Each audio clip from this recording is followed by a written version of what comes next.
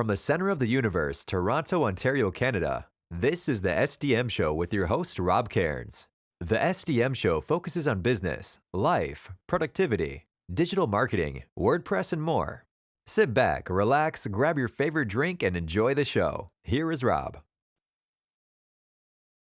Hey everybody, I'm Rob Cairns. I'm the founder, CEO, and chief technologist at Stunning Digital Marketing. In today's show, I have my guest, Mr. Joshua Gould, with me. And Joshua and I are going to talk about the human factor in business growth. Sit back, relax, enjoy the show. This episode is brought to you by All-in-One WP Migration, the most trusted WordPress migration plugin with over 60 million sites served. Whether you are switching hosts, changing domains, or moving to a new server, All-in-One WP Migration makes it one click. Try it for free at WordPress.org or visit servemass.com for pro features. You're welcome. Hey everybody, Rob Cairns here, and today I have my guest, Mr. Joshua Gould. Hey Josh, how you doing today? I'm good, Rob. How are you? Not bad for a spring nice day. I've been for a walk. You and I have had chance to catch up. It's not raining, so it's all good. How are Well, you doing?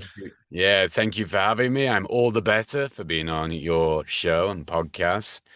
Thank you. Um, I have not had a chance to really enjoy it. It's hot here in Miami. It's sunny. Yeah. I have been walking laps around our office building with my headphones in whilst on conference calls, but I didn't even get a chance to really notice what's around me. So hopefully at some point Mm. I will get outside. It's funny you say that. I go for a walk every day. I'm diabetic. A lot of my listeners know I've been through some diabetic issues, and I make it a point to try to get somewhere around 12 to 14,000 steps in every day, no matter as long as the weather's not prohibitive. And Yeah. I don't even notice what's around me when I'm walking because I get so tunnel vision into walking that I don't even see it anyway. So I don't know I if I wish that help was the you. case. I need to see what's going on. I am very ADHD, and according to my watch, I'm at 16,500 steps today. And I do Mm. roughly about 18,500 steps on average, but it's not unusual to get to 40,000. And but most of my meetings, even the ones when I'm on video, I'm walking around like this with my hand, and Yeah, yeah, I hear because I you. don't like to I sit hear at a desk. I hear you. I gotta ask you, how did you get into the crazy space you're in? And tell me a little bit about your backstory, if you wouldn't mind. Sure. So I went to a university called Leeds Met, and I knew before I even went there that I didn't want to go to college or university. And after about 2 weeks, I plucked up the courage to tell my parents there's no way Oh that I can God. sit in a lecture theatre for 4 years listening to people teach Hmm. about business who have never been in business before. This isn't like an Yep. American college where they bring, and I don't know about Canada, where they bring like really, experienced people into the universities. These were career lecturers. And so anyway, I told my dad, and he said, okay, we support whatever decision you want, but not with money. We're not paying your rent. You're going to have to go and get a job. So I took a job with the first company that gave it to me, and it happened to be a job selling in the call center of Coors. And, if you're not a beer drinker, you probably don't know Coors, but one of the biggest I do. breweries in the world. And they Yep. distribute Red Bull. So if you're not a beer drinker, you might know Red Bull. Especially. And and tied into Molson's in Canada because it's actually Molson's course since they merged. So Oh, yeah. okay. So you know more than me, but Oh, I'm going I back. do. I do. I have Molson ties, Yeah. so it's interesting. Yeah, yeah. So I'm going back like So 22, 23 yes. years. My job was to sell beer to what we call open houses, and that is Yeah, non-franchised aligned yeah. pubs. So most pubs are aligned with a single brewery, and they'll only Yeah. sell beer from that brewery, at least in England. I don't know how it is in Canada. So Same I thing. used to go, yes, I used to go to these pubs because I realized like if I just call them, they don't know who I am. They don't really care. They know who calls Mhm. are, but it becomes a commodity. So I didn't even know that word in those days, but I used to go as a 18-year-old and sit in the middle Yeah. of the day when it was pretty quiet in a pub. And most pubs in the UK are run by the family of the owner or the owner themselves. That's who's behind the bar. So you'd strike up a conversation and be like, "How are you, love?" And I would say, "I'm good." And we would just chat and we would talk about the business of the pub, and I'd be fairly knowledgeable because I was well trained. And I built a relationship with the person. And eventually they'd say, "What do you do?" And I say, "Oh, I work for Cause." And I'd wait really for them to say, and most of the time they would, why don't you send us a keg or a few kegs? We'll see how it does. And that's how it would. And I realized very quickly this thing called relationship selling. I Yes. got great training by course, but their goal was to sell over the phone. So I used to say, well, listen, I'm not allowed to do it like this. So let me call you from the call center tomorrow on a logged call. And then we would have to pretend it was the first time we'd ever spoken. And they used to think this was interesting and funny, and it reinforced the fact that I wasn't trying to sell to them. So after that, I wanted to go to live in London and essentially work for a company that I could do an MBO, which, if you're not familiar with, is a management buyout. It was Yeah. always my goal to run a business and to own a company, but I didn't really have a lot of interest in starting something from scratch. I was more interested in selling, operations, Mm. technology than the real creative side of Yeah. starting something from scratch. And I admire those people, but it wasn't for me. So my father said to me, listen, if you go and run my call center, you can stay in my apartment for free in London. Oh, So, hard life. yes, I was like, okay. I'm looking for a job anyway. I didn't want to work for him. He didn't want me to work for him either. But it just seemed like good. And I went in immediately. I started to kind of see operational opportunities, sales opportunities, Yes. training opportunities. And then like sales were up like 60, 70%. And I was enjoying myself. And I think my father was enjoying the results. And that's how I got working for the big word. And, we both agreed it probably wasn't great to work together. So I would just run the call center for a bit and I would look for another job. But then I started selling for him on the road and using my skills and bringing it in. And the business was doubling every 18 months.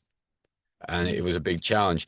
But he brought in an external CEO who didn't work out. He took it back.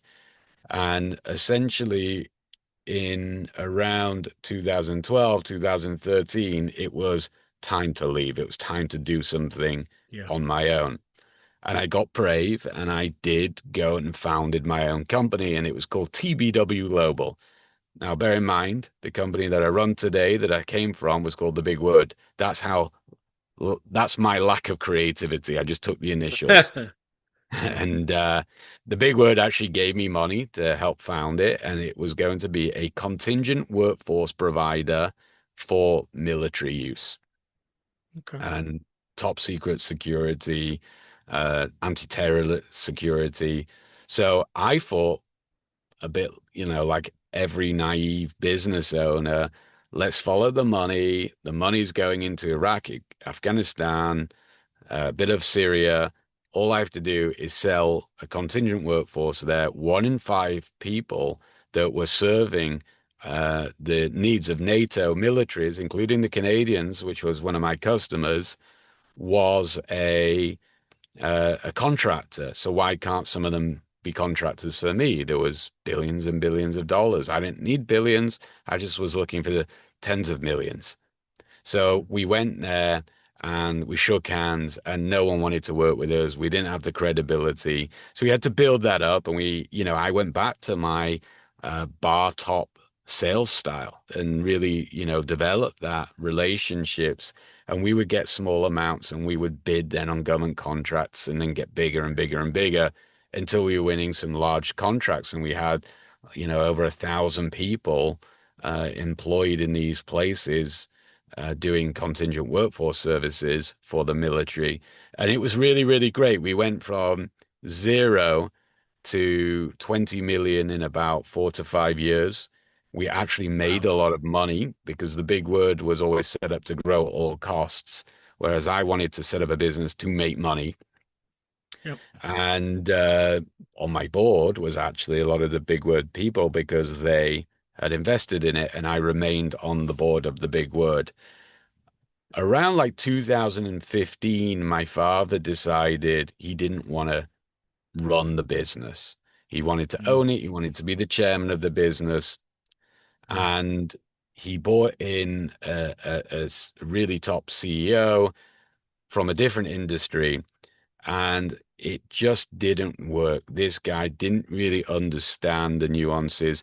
And to be honest, I think it's a very, very difficult thing to do is to come in to a family business or an owner operated business and become the first real external CEO. Now, my dad had another one, but it was a promoted CFO. This is coming in from scratch and Family taking over. businesses are so hard. They have different culture. I mean, I look at my partner's works for a family business that's an insurance broker. And second and third generation families now running the business, not the original founders, because they're in their 80s. And the culture's, you're right, is totally different. No question. Yeah, and it's not just that, it's the baby of the founder.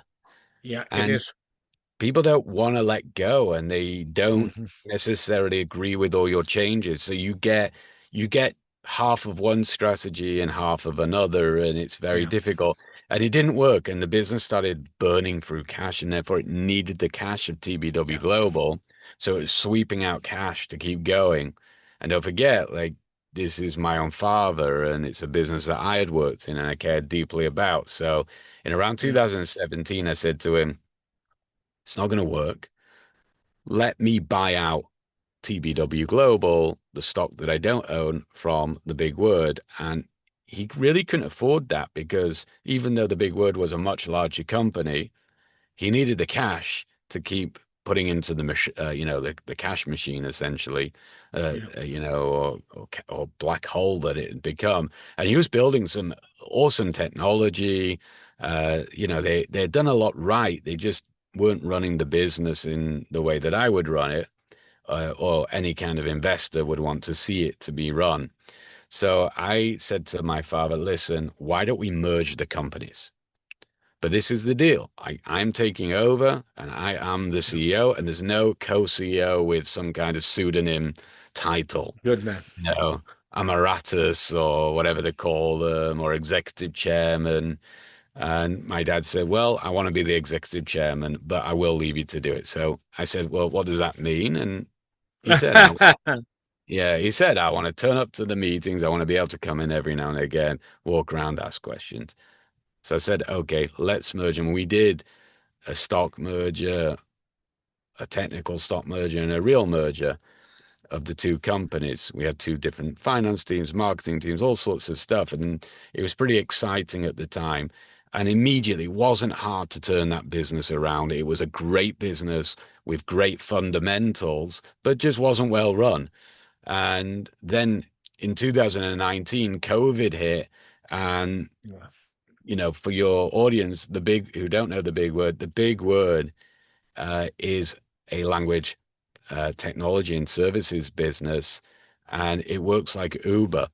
So you can get on an application a face-to-face interpreter, which is the spoken word, or you can get a translation. You can send the documents through it. It integrates into the back end of content management systems, and it has about 15,000 contractors working for it at any one time.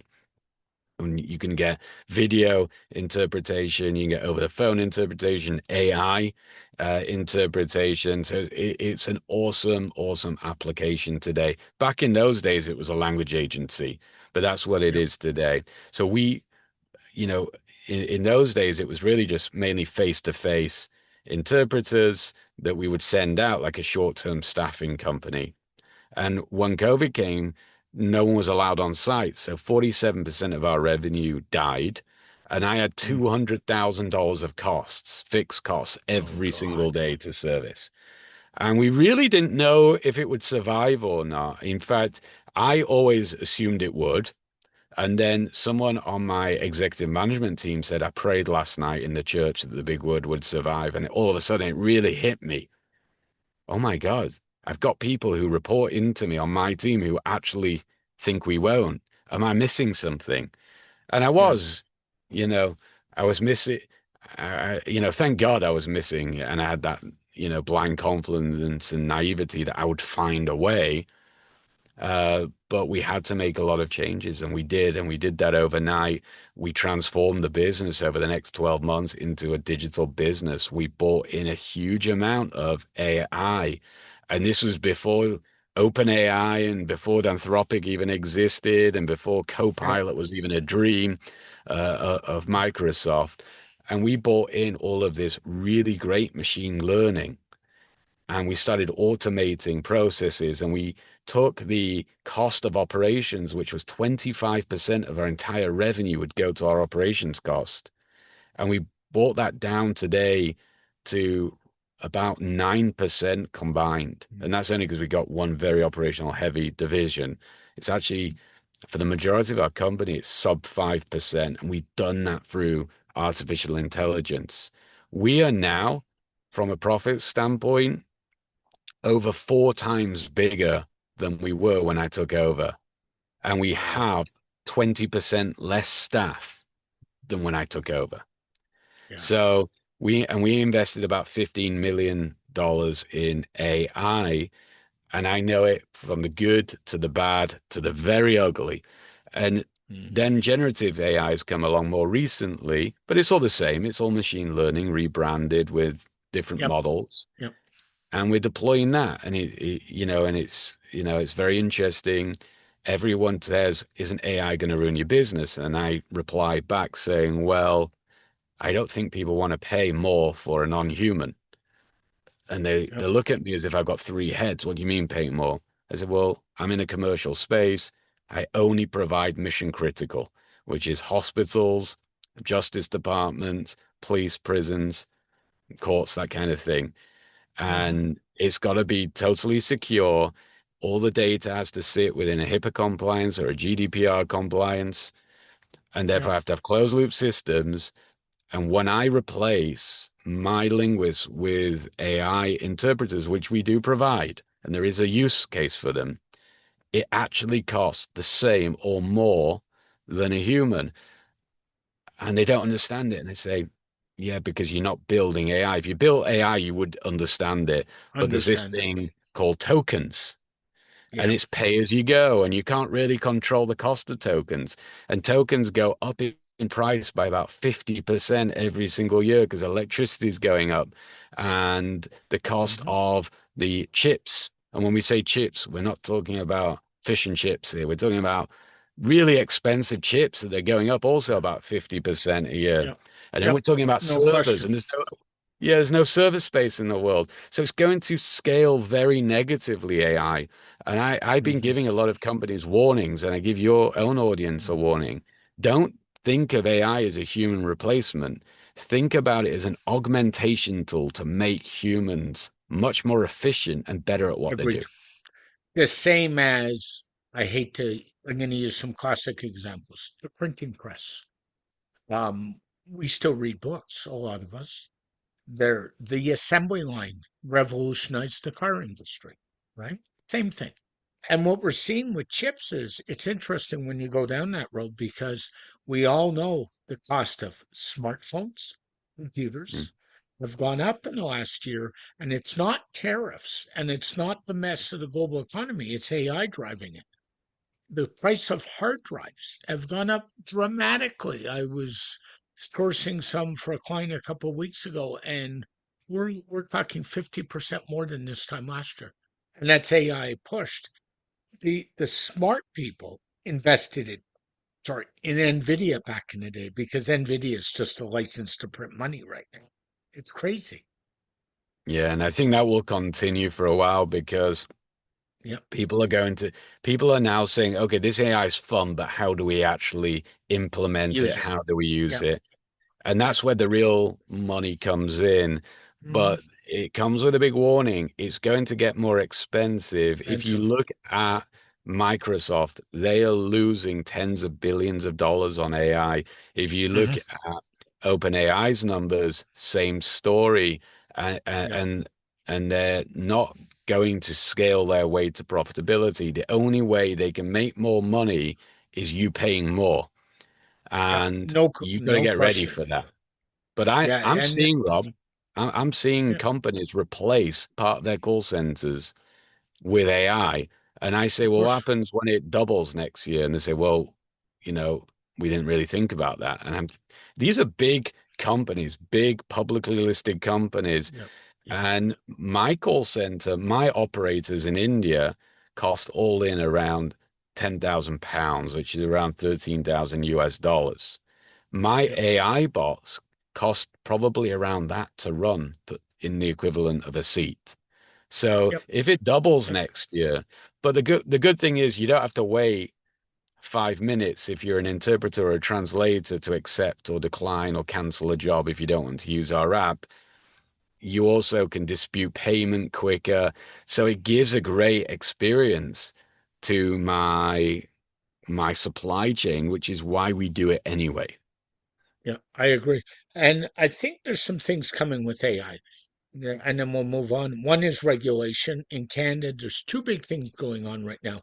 The Canadian government is looking at OpenAI for privacy concerns as of this morning, or for a while, so that's going on. The other thing is regulatory laws around AI chatbots and minors under 16. We're running into some of that. So we know countries like Australia have already passed social media bills under 16. In Canada, we're running into that with AI chatbots and kids. And I personally think it's a mistake. I think we're better off educating parents, but I hate to say it, parents are lazy these days and they don't want to deal with it. You're smiling, and you are a Yeah, parent, I mean, I've so got two kids. yeah, Yeah, I agree. Most parents are probably lazy, but I don't fall into that category. I fall into the category of neurotic parent. yeah, And good man. my kids don't have, what you'd think of social media, but they all use this thing called Snapchat to Yep, message each other. Like we use text messages or WhatsApp, yep, they use Snapchat. And you yep, don't want your child to be a like on their own, never invited to any of the house yep. parties and not included. So there's massive pressure on parents. And I think most parents do say, I wish the government would just ban it for everyone under 16 and then that would be Mhm. it and we could do it. But the No. reality is they're not going to do that in America because the people that own these applications have huge lobbies, and Yeah, I don't think that it wins any votes either if you yeah. ban it for And under 16. so I'll tell you a little story, and you may or may not know this. In Australia, what's the number one software that's gone up in sales? VPNs. Because all the kids under 16, believe it or not, are smart enough to go get VPN software and VPN out of Australia to do their things. So, Oh, I you believe it. know, I've got uh, teenagers and yeah, you know like what they're like. They know yeah, more than you do sometimes. They hate to yeah. tell you, the kids will find a way. They'll find a way.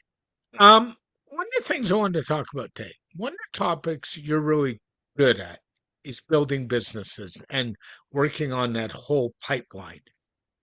Do you start with the pricing? Do you start with the branding and the packaging, the pipeline, or how to keep customers? Where do you start? Okay, so I start with the relationships. My Yes, thank theory you. is people don't buy from a business, they buy from a person.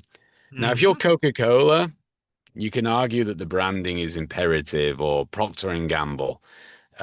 You're not buying from a person when you put in your Yep. P&G product but for most businesses, you're buying from a person. So I start with the relationships.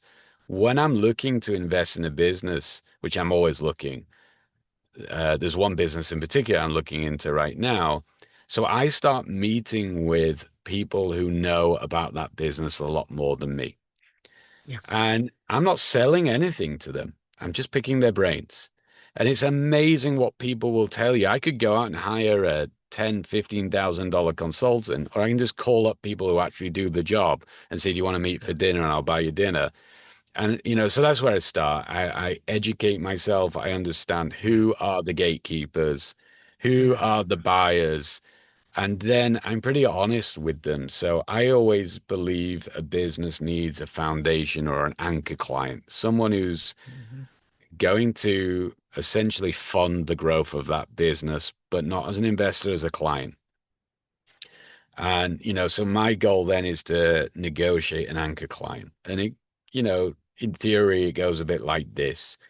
I want to start up a falafel business, which we have. Yeah. And, I've invested in a falafel business called Falafel Love. We would then go and say to all the big buyers of the big box stores, and you think you can't get them on the phone, and you can. It's just very hard. Yeah. Tell us, where is the gaps? Like, how hard is it to get into the frozen food section? Where do you think, you need additional support? And then we already had the products in mind, but you can then go back to them as if it's all their idea. And they're almost compelled then to buy from you. So they'll say, okay, well, we'll put you in these stores to try it out. At that point, you can then go to the factories and say, I've already got a pre-order for X from Y.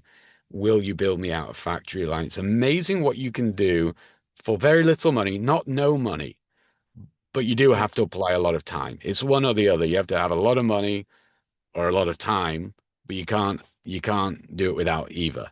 So, and if you got both, that's best. So that's how I approach it. Once we do that, then I am not that creative, Rob. So I always rely on other people. But yes, you need to create a brand because the relationships aren't scalable. So Yeah. then you're coming to clever people like you and you're saying, okay, this is where I've got to on my own. But now I Mhm. need a brand, a religion almost that Yeah. people can get Right. behind, that they can believe in. And after that, then it's about how do I scale that now? I've got Mhm. one or two relationships. I've got a good brand. I now need to find my second, my third, and my fourth client. And, Mhm. and that's how I look at all business. It's how I looked at TBW Global when I started it.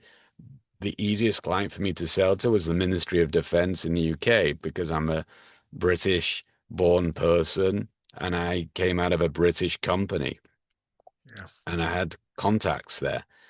Now, they wouldn't, it's government. They don't just do you a favor or give you a piece of business, but they'll tell you their pain points. And when you write an RFP, you are writing knowing their pain points and knowing where they need support. Then once you've got the MOD, you've got a place in Afghanistan, you've got sponsorship, you're able to go to all the other NATO militaries and say, this is what I do for the MOD. You want me to do it for you? And same thing, you then rinse and repeat, but you still need a brand. We still had to have social media presence, web presences, like a lot Yeah. of digital. And this is B2G, not B2C, which is business to consumer, or B2B, which is business to Business to business. government. Yeah, this is business to government. You still need a brand. They're still human beings in government. I know sometimes we think that they're not, but they are Yeah. people and they are influenced. Yeah. And, so that's how I do it.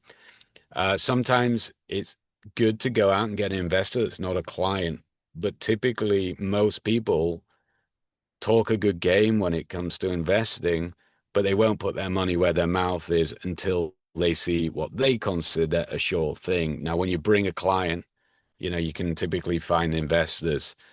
So you really need a business as well that actually Yeah. solves a problem. I'm so sick of being pitched businesses that are that are solutions looking for a problem. Problem. So that's the other thing. I'm looking for something that I rather invest in a copy of something where someone thinks they can do it better than a new idea if Yeah. it's not really solving an issue. And the founders have convinced themselves that it is, and it's Yeah. and it's almost become, self-fulfilling prophecy now to find the problem that the solution that they've created can solve. So that's the other thing. Are you really solving a problem? And the falafel business was an interesting one. I'm vegan, and there was no like quick, easy, simple, good for you food. There was a lot of junk out there, and there was a lot of healthy stuff. The junk was quick, and the healthy stuff was really slow and hard. And also, I And couldn't take expensive. and expensive, and I couldn't take in Yeah. protein. So I knew Hmm. the problem this was solving, and Hmm. that's the thing. So I like to invest in things that I know are problems for me. Yeah. And I think people should take jobs in the same way. Take a job in a Hmm. company that's solving a problem that you Yeah. personally connect with. Yeah. I agree. Um, Pricing or packaging, which comes first? Good question. I know the answer I'm supposed to give, but I probably would still say pricing. You know what? I would have said the same thing. Oh, really? Beat me So to it. I'm Yeah. glad. So Yeah. go ahead. Yeah. Yeah, I love this chat. Well, I think that a lot of things have a price point that make it worth it for someone. And if Hmm. you can't build the product for that price point, you can have the best Yeah. packaging in the world. Doesn't matter. Uh, it's funny. My brother said to me the other day, you never go to any of these great restaurants in Miami. You live in such a great city. And I said, because I don't value their products enough to spend $200 to $300 a head. Can It you stop doesn't. right there for a sec? You said you don't value. And I kind of want you to, I want the listener to sit in that comment for a minute. That's why we pay certain things and we don't pay certain things. It's the perceived value that we have. Sorry about that. Go ahead. No, it's an absolute good point. And he said, but you spend many thousands of dollars a month just maintaining a boat that you only go out in once every 2 weeks. Does he And value the vote? exactly, it's all about value. Uh-huh. I Uh-huh. value it. That is my Yeah. outlet. It seems crazy. Yep. It Yep. and it drives me to succeed because you can't spend that kind of money unless it's money you don't need. So you Hmm. have to keep going and making a lot of money to make that the case. And actually, so I have all this, they call it boat math, Rob. It's basically, it only makes sense to the owner of the boat, Yeah. but it's all about value. So you have to understand the price point, and then you can align the packaging to the people that share those values. Yes. And and it's interesting because I get a lot of comments about falafel love is in Whole Foods and Stop and Shop and Wegmans, quite a few supermarkets. My friends will often comment on the packaging. Some love it, some hate it, but what matters in the packaging is really ultimately what does your client want? And also, I don't want a packaging that everyone loves because it's not reality. No one's going to love it. It's like writing a song that you're trying to make it so everyone will love it. Better to Yeah. write a song that some people absolutely hate and other people are religious about it, and will Yeah. follow you around every single concert. Same with packaging. I want to create something that my tribe will fall in love with that Yeah. irritates the hell out of all the other tribes. Yep. Which comes down to something I say a lot. Stop being the thing for everyone and concentrate on your tribe or your target or whatever you want to call it, target market, Yeah. tribe. But stop trying to do it for everybody because it won't happen. I mean, let's go and take McDonald's for an example. There's a classic one, right? We all know McDonald's. We all know the story of McDonald's. We all agree that McDonald's is a real estate company, not a hamburger company, right, Josh? They are not, Joshua. Yeah, and that's what They're they not. say. They are not a hamburger company. Mm, I don't care what anybody says. I will tell you, hotel chains are not hospitality companies. They're real estate companies too, because they mhm, rent back their properties. So I know I'm gonna get comments on that one, but that's mm, okay because that's just the reality of it, right? But you take something like McDonald's, and there's a reason McDonald's packaging is simplistic. It hasn't changed much over the years. even with the evolution of going to more environmental friendly packaging. That has shifted. When I was a kid, the hamburgers all came in styrofoam containers. We actually used to open the container and you would take your french fries and put it in the open side of the container so you didn't make a mess all over the place. And now they all come in typically a plastic wrap, right? Things like Mhm. that. But if you look at McDonald's, it's pretty simple because the market is still a lot of it geared to kids. And that's why they do it that way. And that's what they're aiming for. And the kids bring the parents in. Um, One of my favorite commercials is a McDonald's commercial they ran years ago. They used to drive their screaming infant who's still in a car seat around the block to get the child to fall asleep. And you're a parent, so we all know that one. Yeah. And the parents would eventually drive through a McDonald's drive-through to pick up a drink while they're dealing with their young child. Is how the commercial went. It was very simplistic, very easy, and probably one of the top 10 most recognizable brands in the world. That says something, right? Yeah, I think this is a big challenge for a lot of companies, right? You want to evolve, but you Yeah. don't want to alienate your tribe. Yes. And it's funny, I was talking earlier today about pubs, Yeah. and we've talked about pubs even. It's funny Of because I don't course. drink either, but I seem to talk about pubs a lot. But pubs are obsolete now in the UK. Yeah. They are dying out by the day.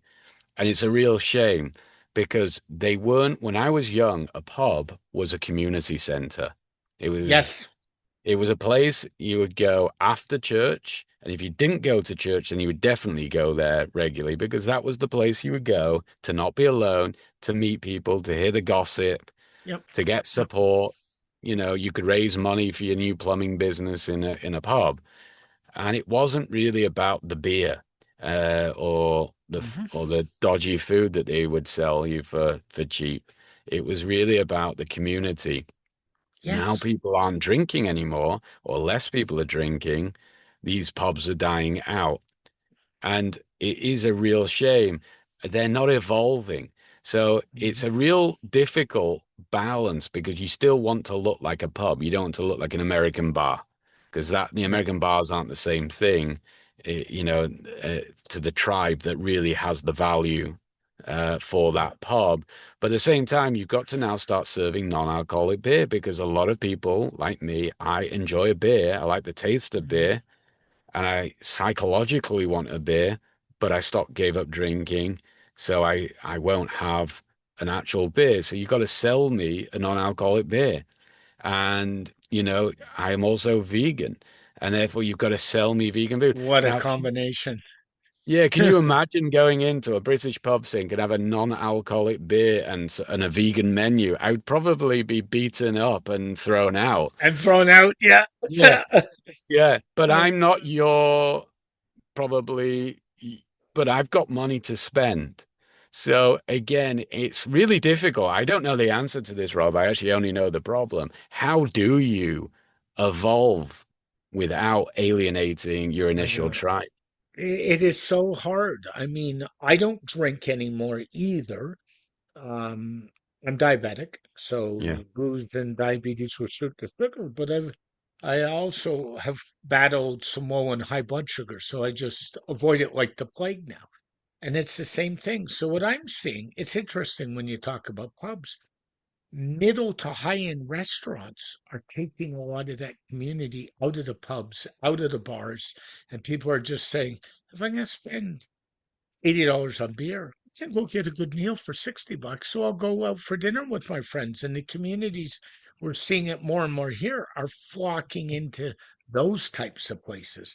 The medium steakhouses, that kind of stuff, the medium Italian places, things like that. And it's watching it change. And I don't know how much you know, but Toronto is the United Nations city of North America. More than Miami, more than New York. We have more cultural in this city in most places. And the way this city kind of operates is we have ethnic populations in the city. So we have an area that's predominantly Indian people north of the city. We have an area that's predominantly Greek people in one end of town, Italians in another. And you can see it. So, by the way, it makes for interesting with the World Cup coming in a town, but that's Yeah. another story. But and that's also changed it is demographics have changed these too, because you know, I hate to say it, you and I are predominantly white males, so we look for different things than somebody from Greece or somebody from India or somebody from Israel, and that has impacted it a lot as well. Yeah, but what do you do? I mean, you're a Yeah. marketing guy. Like, how do I take my pub, which I don't have and I'm not investing in, but everyone understands, all the audience understand the Yep. predicament. How do you take that and not alienate your existing base who probably beats vegans up, you know, but at the same time, you want to attract the healthy eaters. You want to attract the people who are not going to want to drink beer every night after work. You got you got to turn it into an experience. And where I attribute that is you and I before we went there were talking about Formula One and professional sports a little bit. Professional sports, F1, it's all about the experience of being there, all of it. And I'll say that because if you've watched auto racing or F1, you know the experience to see the race is better on TV than being at the track, Oh, right? We all know 100%. that, Yeah. 100%. But that said, there's nothing like being there, feeling it, hearing it, smelling it. I hate to say it, that's part of the attraction, and just living it for 2 days or 3 days. There's nothing like it. I'm a big hockey fan. We are in the middle of NHL playoffs right now. I mean, and I watch games on TV, but I gotta tell you, there's nothing like being in the arena and watching a live game Hmm. because the experience today is totally different than it was 30 years ago. 30 years ago, you went to a hockey game and the scoreboard, and I grew up in Montreal in the old Forum in the 70s, was just spot where they put the penalty minutes up. There was nothing going on. Now you walk into a hockey game or a baseball game, and there's a million and one things going on around the game. Things the sports industry has evolved, and they're still putting fans in. Problem is, the hospitality industry, I think, is very, shall we say, slow to evolve. And that includes tourism, that includes hotels. They don't change very quickly. Um, give you an example. One of the things going on is, do you remember when McDonald's went from giving you individual ketchup packets to big dispensers in their restaurants a number of years ago, probably 20 years ago? In my head, they're still on the individual, so they don't do the individual packets anymore. No, they don't, unless you're doing takeout. Okay. Yeah. Oh, They okay. used to, so as a kid growing up, if I want ketchup on my fries, I'd say, could I have the ketchup? And they give it to you. Guess what? Hotel chains in the last 3 years have just made that, are starting to make that change with things like body wash and soap in your room. Oh, yeah. No, If it you, really annoys me when I don't get the nice bottles to take home and give to my wife yeah, now. Yeah. yeah, yeah, of course, they've all gone to dispensers. So the little trick is you have to take your little bottle to quite often to Fill go. it up. Yeah. But Yeah. the point I'm making is they've made that change. And McDonald's did it, and everybody says, ah, it was for sanitary reasons, it was for this, it was that. Not at all. They did it because it cut costs. And it took the hospitality industry, same idea, to realize 30 years later they had to do it. Point is, I find that restaurants and hospitality are so slow to react compared to other industries. And that's just my opinion. Yeah. I wonder how now for listeners and even people like myself, how do we Yeah. apply this to like B2B and and B Mm. to even B2C where you don't get people in your facility, but you still got to give them the experience. Yeah, that's hard because it's always easier to give them the experience in person. Sure. And I think it comes back, and again, it comes back to what you started off saying relationships matter. So I think we still got to keep striving, even in B2B, to get them into in-person meetings, get them into, you travel a lot for work. I travel a lot for work, more than I'd like Mm. some weeks. I mean, I was joking the other day, I have a regular client in Chicago. I can't say who they are because of NDAs on the air, so that's kind of, and you know that. And somebody said to me the other day, "How well do you know O'Hare Airport?" And I said, "Truthfully, enough that I can go through it at 6 in the morning, blindfolded and half asleep without my coffee and get to where I'm going." Like, and I'm not being facetious, I'm serious. And the point is, we got to I don't think there's any way around keep building those relationships. I think people like you and I who think conferences are dead, that's a mistake. You got to keep going to conferences, folks. You got to keep going out and having. I'm having dinner with one of my best local clients next Monday. And I guarantee you, 10 minutes of the dinner will be, this is what you and I need to do. And the other 2 hours is going to be all about life catching up because Yeah, we're so building a relationship. yeah, in the Middle East, when they go for dinner, they have this rule that you don't talk about business until the dinner's actually over, which by that time you really like each other. It's a very Yeah. smart Yeah. mentality, and a lot of their decisions are actually made in how you conduct yourself, Mhm, mhm. during And business. I think those conversations, and I was thinking about this client, she's got a son who's going through some stuff, and we got through some business on the phone the other day, and I said to her, "Oh, and how's all the other stuff?" Knowing what's going on, and she proceeded, and that was like an hour later. So we got through the business in 15 minutes, and but conversations like that also build trust, and I think that's what a lot of small business owners don't get is that trust factor.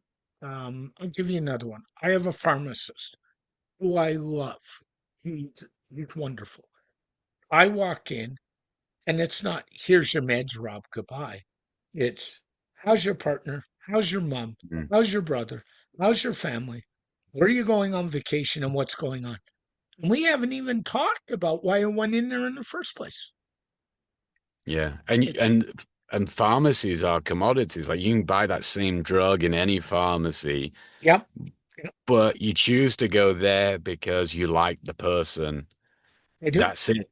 And I think people don't realize that. And it's, under this AI and software as a service, and the majority of people interact with the big word through a user interface. They never even call Yeah. our call center.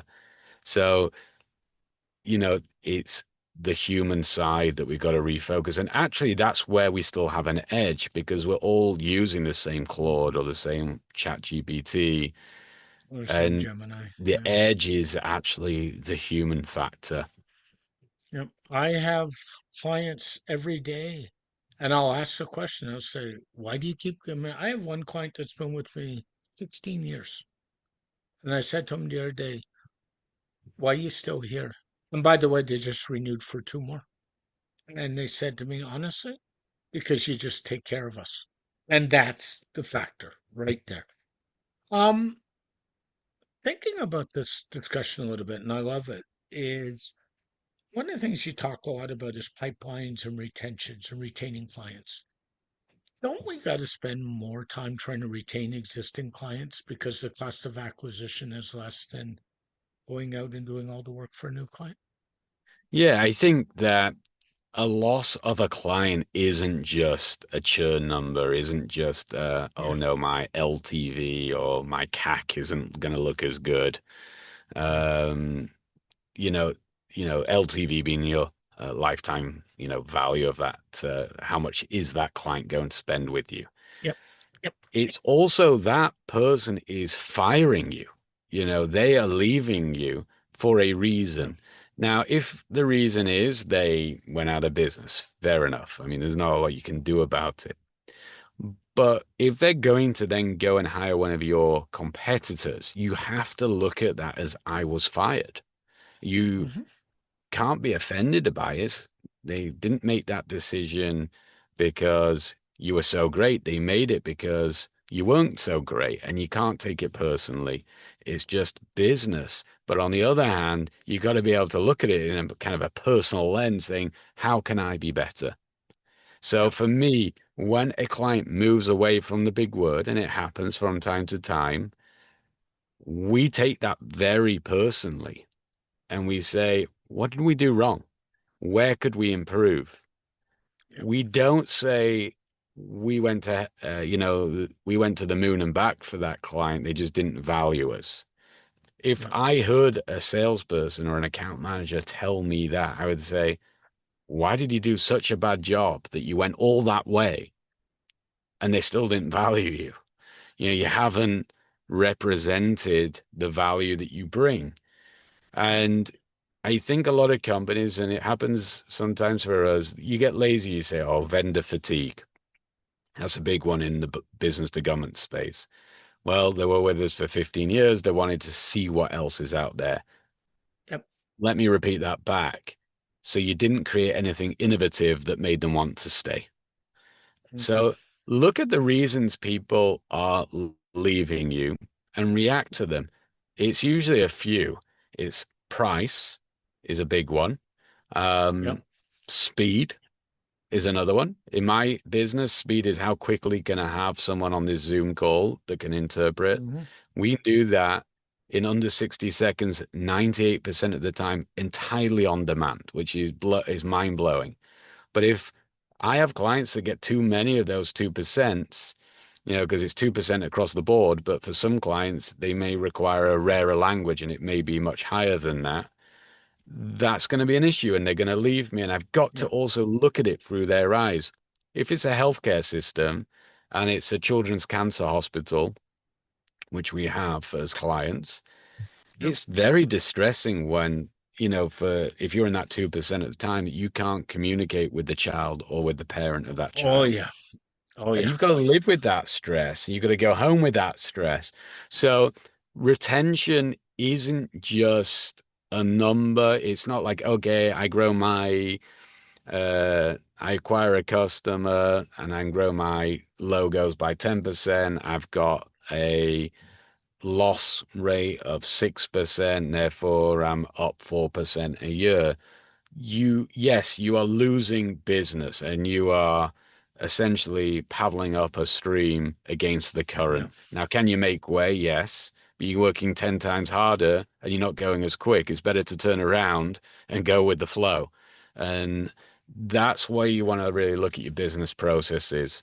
Because when you get to a business like the Big Word, which has a workforce of many thousands of people in over 10,000, you've got to put everything into a process, but then you've got to hire people who don't just blindly follow the process. And I know that Yeah, sounds that's true. insane. Why have a process if people aren't blindly following it? Well, because you should follow the process 95% of the time, but 5% of the time you should work your way up and there is a process for this as well Mhm. and say it's not going to work for them. We need to Yeah. find another way. We need to be creative. And that's how I believe you can scale a business without losing what you do, Rob, in your marketing business, which is, you know, white glove, gold level people Mhm. person services. Yeah. And it's difficult to do for me because most of my customer interactions happen thousands of miles away from where I am, and I'm never even know they happened. And Yeah. quite often it's through a user interface. So Yeah. again, in my user interface, one of the things we're looking at right now is really good chatbots to help people, not to Of annoy course. them and to upsell them and cross sell them, but to actually help them solve their issue. Yeah. Can And we if answer? done right, and So if go on. done right, chatbots work really well. I mean, I was on Amazon the other day. I did a return. I did a return all through a chatbot, which is unusual. Usually I say, call me, and I like Yeah. to speak to somebody. And I thought, I'll give the chatbot a whirl. And I had my return done in under 90 seconds. Under 90 seconds. No Because you questions, weren't no being fuss, no yeah, muss. you weren't being cross-sold. You were just solving a problem Yeah, quickly. And now you're going to go yeah, back to Amazon. And that's the thing is, I will buy off Amazon, even though I know it's slightly more expensive often. Why? Because it's easier. I can just yep, swipe it to my house. And the other thing is, I know I can return it really easily, no questions asked most of the time. yep. And the other store that's like that, and you have them in the States, is Costco. Same thing. I will walk into Costco, and I ran into Costco. My mom's 81. And she looked at me the other day and said, I have this item I don't want it. Are you going? I said, yeah, I'll take it back. I can't find the bill. Big deal, just give it to me. And give me your membership card at the same time. I have my own. And she's like, why? And I said, because the first thing they're going to do is they're going to run your membership. They're going to say you purchased on this date, and they're going to hand you back your money. And they just make it so easy. It's It's so not easy, even and a you go question. back. I got a funny story about Costco a while Please. back, Yeah. quite a while ago. I have a friend who's, I would say, I wouldn't say wealthy, but certainly rich. Yeah. And they had a sofa in their house for 10 years and took it I back to have heard this. Costco. And Costco took it back, which Yeah. I think I've is heard a this. abuse of the system. But at the same time, he told so many people about this, and I'm not a Costco Yes. shopper, or I wasn't, but I heard this story and I actually started going to Costco, not because I want to take a sofa back in 10 years, but I thought, wow, they really value their customers and they Yeah. make it easy. And not many people value their customers these days. No, it's true. It was funny. And part of it is time. You and I are busy. You're traveling. I'm busy. I help friends and family. And at the end of the day, the joke is I hate shopping malls. I more than anybody. Mhm. Like, honestly. So if I'm in a mall, I'm there for two reasons. Three, socializing, dinner, or movies. Did you hear the word buy anything in those three? No, not at all. Socializing, dinner, movies. That's why I'm minimal. So my partner always says to me every so often, "Well, we gotta go," and that means we're shopping for me because I don't like shopping. So, but I'm more likely to jump onto Amazon and say, ship it to my house and be done. And they've gotten so good that I ordered stuff last night I needed, and some of it was not vitamins, but like medical rub that I use and stuff I could buy in the mall. And I got up at 7 a.m. and it was sitting on my doorstep. Like, hello? And you wonder why in the price of gas and everything else, I'm not running out to the store, you know. But that's Yeah, and, another and story. and that's experience. And I Yeah, guess it's this podcast is you know, we thought we were going to be talking only about AI and, but really, I yeah, think we got to something much deeper, which is AI is just a tool. you're And right. Amazon is using a lot of AI, but ultimately, people buy outcomes, they buy the experience. Yep, yep. And I And will pay more, and maybe you will, not to go to the mall. yep, it's true. And AI, like AI is a remarkable tool. So a couple things worth mentioning. AI's gone mainstream. So my partner's niece is a nurse in the Toronto area. And we were sitting around a table in December, right when Gemini was making all the big photo changes. And she was sitting there showing off her phone saying, Rob, have you seen this? And I said, oh, yeah, I'd already seen it because I live on Gemini. So there's that. Um, have you ever taken AI just for fun and put your name in or your partner's name in just to see what comes up? That becomes interesting because my partner is not on social media very often. He's been mentioned in a podcast. I here and there and things like that, and it's remarkable because of Reply to Me, all the stuff that AI pulls in. So that's even more interesting. Yeah, I did the same. I was at my friend's house. Yeah. He in South Africa was a famous, still is a famous photographer. He was the head Oh, cool. photojournalist for the Times, and he came to Okay. live in the US. And he has to start again, pretty much from the beginning. He has some really good uh, exhibitions. His name's Alon Sky, if you want to look him up. But his wife is works full time, works really, really Yeah. hard. Yeah. And so I said, let's put you in. Let's see what they say about you. And he brought up all his accolades and his famous photos that he has in South Africa and all the work he's done. I said to his wife, Tony, let's look at you. And it says, Tony is Alon Sky's wife, which I thought was hysterical because I mean she has a great career in her own right. She is Yeah. Yeah. you Yeah. know, a superb program manager for a huge company, does like cutting edge tech, but it's what it's doing is it's essentially picking up stuff we put out, and therefore marketing and branding is no longer the job of just your company, but it's of you as an individual. I think No resume question. are pretty much irrelevant at these days because every system, every applicant tracking for technology is starting to pull all the information automatically using AI that it can of you, and it's building a profile and a summary. And the cool thing is, it will say exactly what you tell it to say, but you have to come on podcasts like this, or you have to write Yeah. articles on LinkedIn. Yeah. There's no question. It will do interesting things.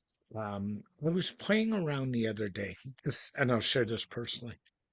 And I don't think this is going to air before I share this with Tiz, my partner, so I can get away with saying this. And I was throwing some keywords in the Gemini, and I was like, based on what's out there because of me and the tie to me, based on she's been mentioned in the podcast a couple times. I said, and gave it some keywords, and I said, build me a poem. I went that route. And AI went and built a very personable poem. And I should tell you, it was so close to being bang on the money, it wasn't even funny, Joshua. It was just crazy. Yeah, and that's the thing is right now you can capitalize on that because people don't Yep, understand how good it is quickly. In the yep, future, the sad thing is if you sit for 3 days and write a poem, everyone's going to say, "Oh yeah, I did."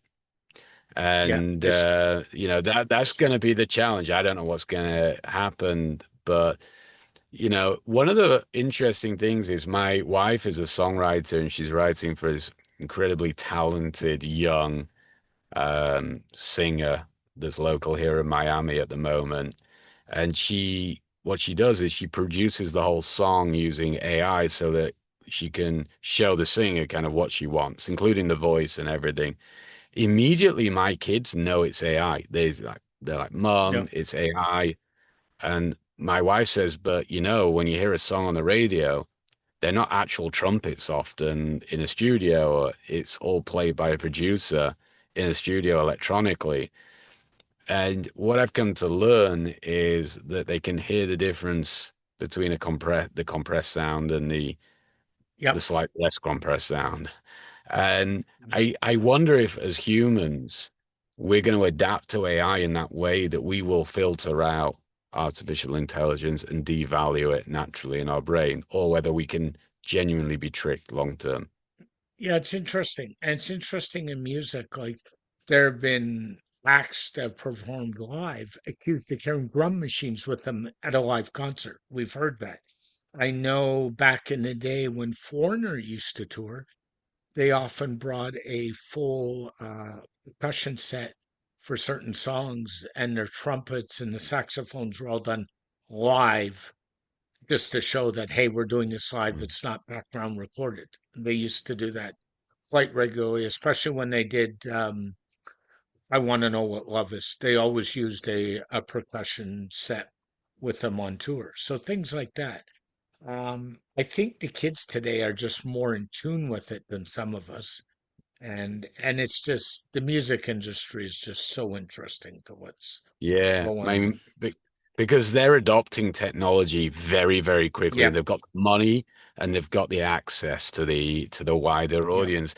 My wife, she wrote a song. She actually recorded it herself. It's her singing on it. She did it under Bell, and it's called Unified, and it's a great song. But she went to a church. She took the church choir into a studio. She Yeah. recorded all the backing vocals with them.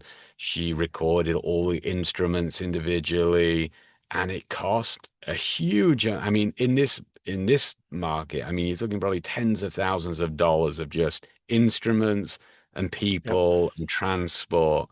And now you can achieve the same thing sitting at home, but my kids will know the difference and Yep. they'll actually value the difference. I don't, I have to admit, but my kids will. Mm. No, it's no question. It's one of the reasons, and you're a podcaster, so you'll probably get this. I don't do hard editing on the show. I always tell everybody I don't do hard editing. People say, why? And my answer is two letters, AI. I don't want to because I can and I'm good at it, but I think it takes something away sometimes in the days of AI when you're going for 100% perfect. And where we saw that a lot was in COVID. Do you remember when all the news anchors and the weather anchors were at home doing their Yeah, and you didn't newscasts know. and Yeah, I didn't know we any didn't complain. difference. But I And didn't we even didn't know. Like complain. it was, they would just say we're at home. And now Yeah. you get all these news anchors. They built home studios so that they can Yeah. live in Palm Beach, which I think is where a lot of them live. Certainly, the right wing Yeah. media probably Palm Beach. The left wing are probably living in California, and they don't have to go into these studios in New York anymore. Yeah. So. Yeah. Yeah, no, it's amazing. It is going to change our life. It's going, but it's not going to just be this crazy thing that happens overnight. It's going to evolve. I did an interview earlier this morning with a fighter pilot, and we talked about this, like why are we still putting Mhm. people in jets? And there's Yeah. just things that the drones cannot do. And what the drones are doing is working with the jets, and that is getting the best results for the Yep. US military in Iran, and it's also causing the least un unintended casualties as well. So Yep. this is like, it's happening all over the place. Yet there are people like Elon Musk who everyone forgets he is the richest man in the world because he pumps up his stock, not because he has the biggest companies or the most Yeah. profitable companies, because they're neither, but because people pay more for a dollar of profit from Elon Musk than most others. And he'll tell you there will be no need for humans, the governments will have to pay everyone a stipend. I just Mhm. think, well, we wouldn't trust a real estate broker to tell Yeah. us about the real estate market because it's in their, when we're buying, because it's in their interest to get the highest price Yeah, of possible. course. Why do we trust Elon Musk? Well, people do. And, maybe because he's famous, maybe because he's very rich and successful. But and I'm nowhere near as rich and successful as Elon Musk. But I can tell you, as someone who invests tens of millions of dollars into AI, it is phenomenal. It is life-changing, but it is Mhm. not going to make you unemployed unless you refuse to evolve with it. If you Thank you very work with it, much. you're going to be great. Boom. And if anybody's listening or watching, to me, those words are gold. Everybody's worried about jobs, and I keep saying you have to evolve. We've gone through this before, and I've given examples earlier in the show. We need to keep evolving with AI. AI is a tool to make our jobs easier. In my case, I have to tell you, it makes my job hard because AI is also a security nightmare, which is another rabbit hole I don't even want to go down anymore. I mean, last week for web people, they found a 20-year-old vulnerability in what's called cPanel, which is the back Yeah. end on web hosts for a lot of servers. And I just shook my head, and I won't use the language I used when I heard about it, but you can imagine. And securing websites is a big part of what I do. So it's made my job interesting to say the least at times, but that's just the reality of it, right? There's good and there's bad, and it's where the cross section is. And we know every time we have a tool like this, somebody abuses it. That's just the reality. It's like human intelligence. Yep. Human intelligence can be used for good or for bad or for nothing, and Yep. AI can be used for all those. So Yep. thank you very much, though, Rob, for having me on No. your show. Such a pleasure. Joshua, if they want to find out more about you, the big word, or anything else you do, what's the best way? So the best way is just to go on LinkedIn. You guys know what to do. Stick my name in the Yep. search. Put the big word. It's Joshua Gould, the big word. I will come up.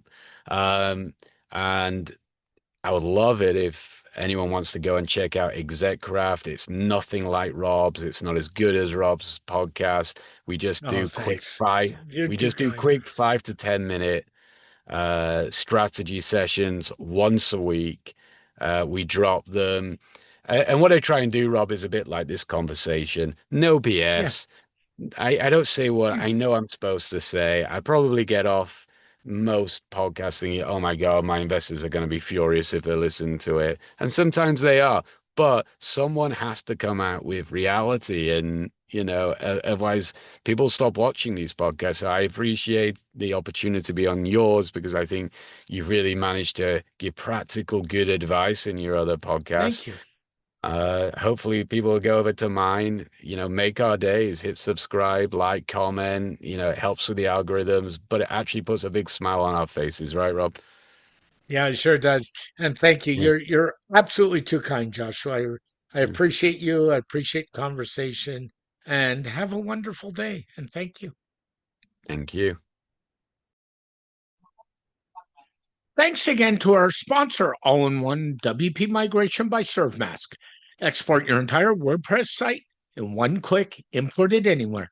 No server access needed, no command line, works with every hosting provider. Free on WordPress.org, or extension at servemask.com.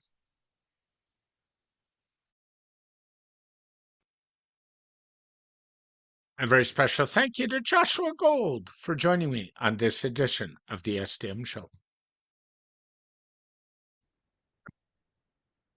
The SDM Show is dedicated to my late father, Bruce Cairns. Dad, I miss you very much every day. My mother, Ann Cairns, who's still doing really well and is an inspiration. And of course, Tiz Maroney. And Tiz, I know I've said it, but thank you so much for all the inspiration you give me every day.